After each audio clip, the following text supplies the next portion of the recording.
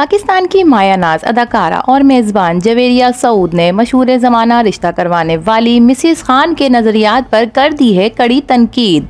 किसी का नाम लिए बगैर उन्होंने कहा कि हमारी बुजुर्ग खवातीन अभी तक काली और मोटी के चक्कर में फंसी हैं। हमारी आपा, फुप्पो, दादी, नानी, चाची और मामी अभी तक मोटी और काली के चक्कर में फंसी हैं। ऐसी खवातीन के लिए लिखा कि वो होश में आएं और अक्लमंदी की बातें करें, वो जहालत की इंतहा ना करें। जबकि वायरल वीडियो में मिसेस खान कह रही हैं कि जो लड़कियां मोटी होती हैं वो शर्माती रहती हैं और दूसरों के सामने आने से भी डरती हैं, जबकि काली रंगत वाली लड़कियों में भी एतमाद नहीं होता कि वो सामने आएं।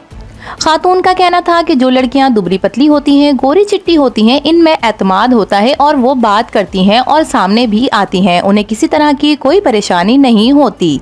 दोनों खवातीन के नजरियात को लेकर सोशल मीडिया में काफी धूम मची है और सारिफीन इन पर काफी तबसरे कर रहे हैं। तो नाजरीन, इस बारे में आपका क्या ख्याल है, कमेंट कीजिए।